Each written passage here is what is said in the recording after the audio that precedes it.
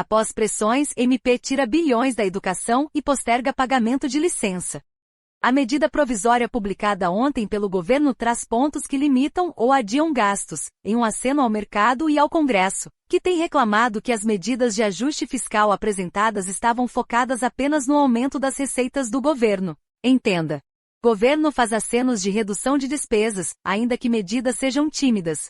A crítica feita por diversos atores é que o governo busca atingir a meta olhando apenas para o aumento de receitas.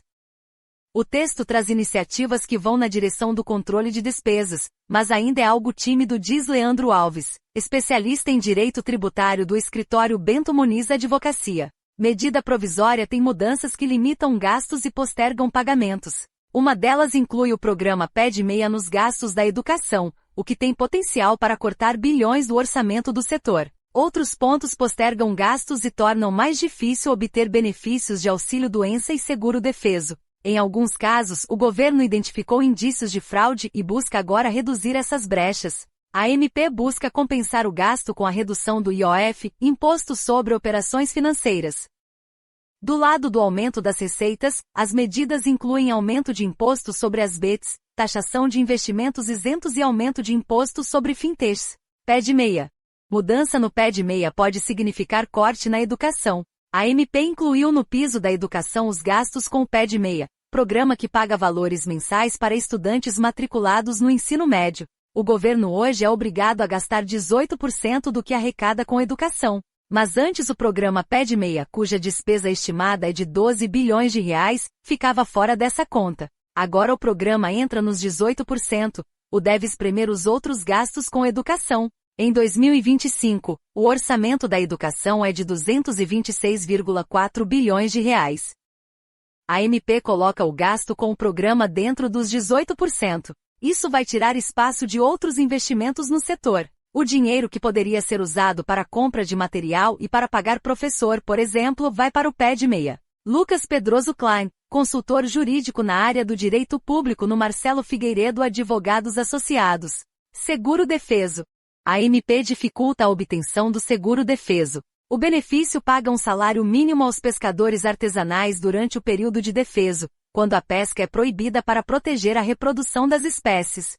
Mudança pode reduzir a ocorrência de fraudes. Agora, para obter o benefício, o pescador precisa estar cadastrado no município.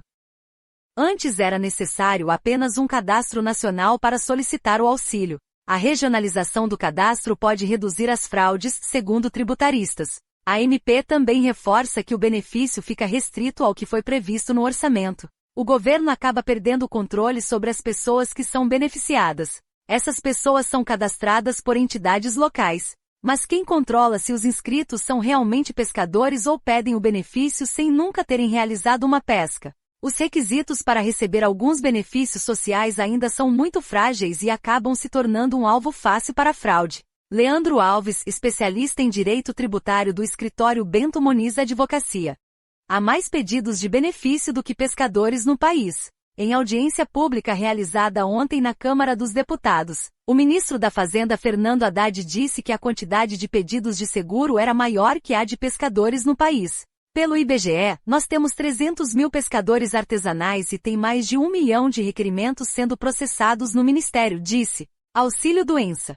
Governo passa a exigir perícia médica para pagar auxílio-doença para prazos longos. Pela MP, só poderá ser concedido o benefício por incapacidade temporária, antigo auxílio-doença, pelo sistema attachment, ou seja, sem perícia médica, para licenças com prazo de até 30 dias. Antes o sistema permitia obter auxílio por até 90 dias apenas com o envio da documentação necessária. Agora, para licença de mais de 30 dias, é necessária a perícia, presencial ou online. A avaliação é de que havia indícios de desvios na concessão dos benefícios pelo sistema attachment. Na prática, a medida vai postergar o pagamento para licenças maiores. Com essa medida, o governo empurra esse pagamento para frente. Às vezes a perícia demora para acontecer 10 meses, 1 ano. Então aqui o governo está adiando essa despesa, vira uma fila de pagamento, diz Washington Barbosa, especialista em direito previdenciário. Pagamentos para estados e municípios. Medida previdenciária vai atrasar pagamentos para estados e municípios. Outro ponto que posterga pagamentos se refere à compensação entre regimes previdenciários. A compensação ocorre quando uma pessoa que já trabalhou em uma prefeitura no passado e contribuiu com a previdência do município se aposenta posteriormente como servidor da União, por exemplo. Nesses casos, os sistemas previdenciários pagam compensações entre si. A MP define que a compensação entre regimes previdenciários ficará restrita à dotação orçamentária. Na prática, isso deve empurrar para frente os valores que excederem o orçamento daquele ano para esse item. É uma pedalada entre sistemas previdenciários que será feita pela União e quem será prejudicado são os estados e municípios, diz Barbosa. Governo italiano começa análise de extradição de Zambelli. Pedido brasileiro foi entregue em mãos pelo embaixador na Itália na manhã desta quinta-feira 12. O embaixador do Brasil na Itália, Renato Mosca, entregou na manhã desta quinta-feira 12 o pedido de extradição da deputada federal licenciada Carla Zambelli PLSP ao Farnesina, o Ministério dos Negócios Estrangeiros da Itália, equivalente ao Itamaraty brasileiro. O pedido foi entregue pessoalmente em mãos pelo embaixador brasileiro, segundo apurou a CNN. Com isso, o governo italiano começa a análise da solicitação brasileira para que a parlamentar seja extraditada para cumprir pena no Brasil após ser condenada a 10 anos de prisão por invadir os sistemas do Conselho Nacional de Justiça CNJ. Após avaliação do órgão diplomático italiano, o caso segue ao Ministério da Justiça da Itália, onde o processo deve ser mais longo. No órgão, faz-se juízo de admissibilidade. Por fim, o pedido com aval ou não dessa pasta chega para o judiciário do país. As autoridades brasileiras e da Interpol sabem que a deputada está na Itália, onde deu entrada com passaporte italiano na última quinta-feira 5. Ela está com nome na lista de foragidos internacionais, procurada em 196 países.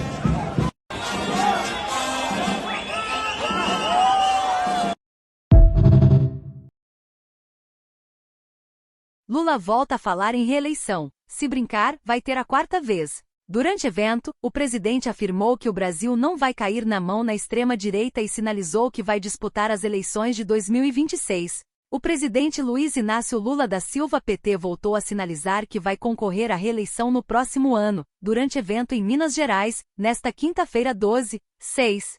Em discurso, o petista afirmou que ser eleito presidente por 3 mandatos só pode ser coisa de Deus e que, se brincar, haverá uma quarta vez. Um cara, filho da dona Lindu, com um diploma primário e um curso técnico virar presidente da República só pode ser milagre. Só pode ser coisa de Deus, gente, não tem outra coisa para explicar, disse o chefe do Planalto. E não é só virar presidente não. É virar presidente 1, 2 e 3 vezes e, se brincar, vai ter a quarta vez. Se preparem, completou. Lula também reafirmou que o Brasil não vai cair na mão na extrema-direita. Esse país aprendeu a gostar de democracia e nós vamos fazer a democracia prevalecer nesse país, destacou.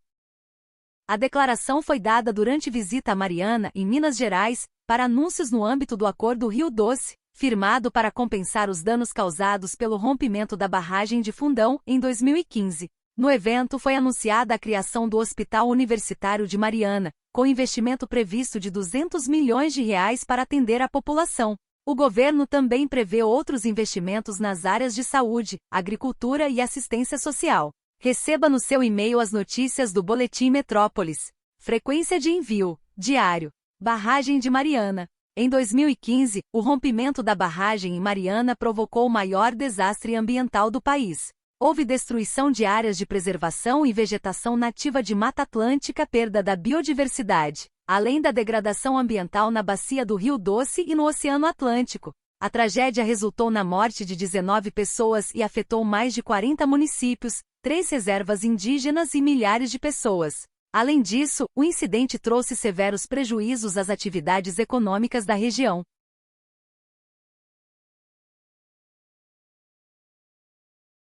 Veja ponto a ponto o que muda com o MP de alternativas ao IOF. Dentre medidas, governo confirmou fim de isenção para LCI e LCA e alta na tributação de BETS. O governo publicou nesta quarta-feira 11 a medida provisória MP com ações que abrem espaço para a recalibragem da alta do Imposto sobre Operações Financeiras IOF, proposta esta que foi mal recebida pelo setor privado e congressistas. Após a resistência, o Executivo buscou dialogar com lideranças do Legislativo para encontrar medidas que pudessem substituir a elevação do IOF e manter a arrecadação prevista no orçamento. Recalibragem do IOF. Com as alternativas, o governo reduziu a alíquota fixa do IOF aplicável ao crédito para empresas de 0,95% para 0,38%.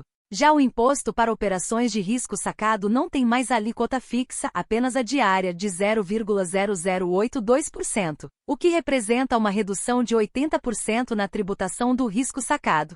Por outro lado, foi estabelecida uma alíquota fixa de 0,38% na aquisição primária de cotas de fundos de investimento em direito creditório FDIC. Segundo o governo, o objetivo da ação é mitigar distorções em instituições diferentes, mas que ofertam operações de crédito similares. Já na previdência privada, o governo ampliou de R$ 50 mil para R$ 300 mil o valor do aporte sobre o qual o IOF começa a incidir, movimento este adotado visando evitar problemas operacionais nas entidades seguradoras. A partir de 2026, o imposto passa a incidir nos aportes que excederem R$ 600 mil, independente se foram depositados em uma ou várias instituições. Ademais, as contribuições patronais passam a ser isentas de IOF. Quanto ao câmbio, o governo retomou a isenção sobre o retorno de investimentos diretos estrangeiros feitos no Brasil. Alternativas. Tributação sobre investimentos. Com a MP, uma alíquota de 5% de imposto de renda IR passará a incidir sobre títulos antes isentos como letras de crédito do agronegócio LCA, letras de crédito imobiliário LCI, certificados de recebíveis agronegócio CRA, certificados de recebíveis imobiliários CRI e debêntures incentivadas passarão. Quanto aos investimentos que já eram tributados, foi aplicada uma alíquota comum de 17,5%. Ganhos no mercado são isentos se as vendas no trimestre não passarem dos R$ 60 mil. O ganho tributado é o resultado positivo da venda de ativos no mercado à vista e de opções, calculado pela diferença entre o valor na venda e na aquisição. Criptoativos. A MP também estabelece a tributação de 17,5% de IR sobre os rendimentos de criptoativos de pessoas físicas e pessoas jurídicas isentas ou optantes pelo Simples Nacional. Para os demais CNPJs, os rendimentos integram a base de cálculo do IRPJ e da CSLL, CSLL e JCP. O texto também faz mudanças na contribuição social sobre o lucro líquido CSLL para instituições financeiras. A alíquota reduzida de 9%, que beneficiava fintechs, será extinta. Agora, elas serão tributadas em 15%. Enquanto isso, o governo elevou a alíquota para juros sobre capital próprio JCP a 20%. BETS. O governo federal confirmou a cobrança tributária de 18% sobre jogos de apostas e demais modalidades de loteria, incluindo as BETS. A cobrança será sobre o Gross Gaming Revenue, o GGR, que representa o faturamento da empresa de aposta após a dedução dos prêmios pagos aos vencedores e do IR. De acordo com o texto, o recolhimento da contribuição será mensal. Da cobrança de 18%, 6% serão destinados à Seguridade Social, para ações na área da saúde e sem prejuízo da destinação. Revisão de gastos. O governo anunciou algumas medidas para revisar as despesas públicas, dizendo estar buscando fortalecimento do arcabouço fiscal. São elas: inserção do PED-6 no piso constitucional da educação. Mudança nas regras do atestado de serviço digital do INSS para solicitação de benefícios por incapacidade temporária. Sujeição à dotação orçamentária da compensação financeira entre o regime geral de previdência social e os regimes de previdência dos servidores públicos. Ajustes nos critérios de acesso ao seguro-defeso e sujeição à dotação orçamentária.